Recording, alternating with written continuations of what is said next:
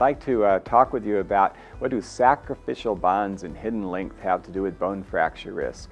Now, sacrificial bonds and hidden length is a really exciting scientific concept that I was lucky enough to develop together with Galen Stuckey and Dan Morse at the University of California. We first discovered this amazing phenomenon that's responsible for the toughness of many natural materials in abalone shells. Now, an abalone shell is 97% crystalline calcium carbonate, but it's 3,000 times more fracture resistant than crystalline calcium carbonate. And so you ask yourself, how can that be? How can you add 3% of organic to something and make it 3,000 times more fracture resistant? I mean, imagine you could do that with concrete. Imagine you could go to Home Depot and buy a bottle of something that you would put in at 3% into your wheelbarrow of concrete, and it would make your concrete 3,000 times more fracture resistant. I mean, wouldn't that be an amazing thing? So we wanted to see, how is it that nature did that? How did nature put in 3% of organic in this thing and make it 3,000 times more fracture resistant? Now, in order to uncover this mystery, it required the atomic force microscope, pulling on molecules. What happens in this case is that the atomic force microscope has a lever, and this lever can go down to a surface and stick to a molecule and pull it up from the surface. Now, there's a laser that bounces off the back of the cantilever onto a photodetector, and so if that cantilever bends because the molecule's pulling on it, you can detect that by the motion of the light spot on the photodetector. And so with that, we can measure the force, and we combine that with a measurement of the distance from the surface, and we get graphs like the one shown there. Now, this is a graph for abalone shell adhesive. This one we got on an abalone shell. Just made a freshly cleaved surface and came down with the atomic force microscope. And what you can see happened in these curves is the force went up and then dropped. It went up and then dropped. It went up and then dropped. Force goes up and drops, up and drops, up and drops, up and drops. And then we did it again. And it would do the same thing, not exactly the same pattern. It had the same idea of going up and then dropping, up and then dropping, up and then dropping, but it wasn't exactly the same. And then we did it again. It shows 3 times there. So what in the heck is going on that when you're pulling on a molecule, the force goes up and then drops, and it does this repeated pattern? This is the phenomenon of sacrificial bonds and hidden length. The idea is the abalone shell is made up of all these little plates of mineral, and the plates are about the thickness of an optical wavelength, which is why you get these interference colors bouncing off the plates. And what the adhesive needs to do is to stick all these plates together. And so you imagine some organic molecule being used as an adhesive. If it was really, really short tether, then as soon as the plates were pulled apart a little, they would break apart and you'd be done. On the other hand, if you use, like, say my hands are the plates, if you use a really long molecule between them, then the problem is there's no restoring force to hold the plates together until the plates get quite far separated. So you'd like the advantage of a short coupling so that you had force from the beginning, but you'd like to have a long polymer so that it would keep resisting far out. So nature's trick for doing that is sacrificial bonds and hidden length.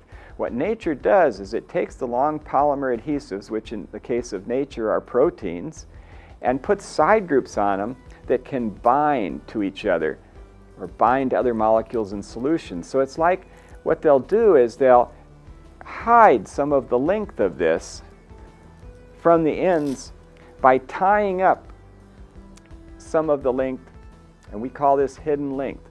So we call these sacrificial bonds. We call them sacrificial bonds because they sacrifice themselves. They break before the backbone of the polymer breaks. If the backbone of the polymer breaks, you're done. But these bonds can reform. And so what happens is, as the plates start to separate, at first it's like it's a short chain. And so it gives restoring force right away. But then as you pull further and further, the force goes up, up, up, up, up, and then a sacrificial bond breaks. Then the force drops. See, the force is now low again. You stretch further and further. The force goes up, up, up, up, up, up, up, until a sacrificial bond breaks. And again, the force goes up, up, up, up, up, until sacrificial bond breaks. And so it fights you all the way out.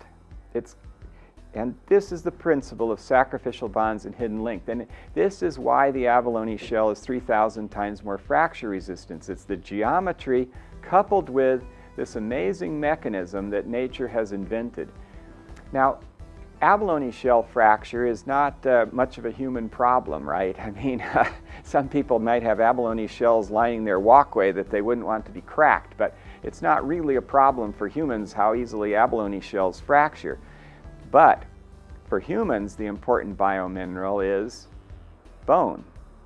Is bone fracture important? Well, yes, of course. Bone fracture is very important for humans. And so we wondered, does this same mechanism exist in bone as exists in abalone shells?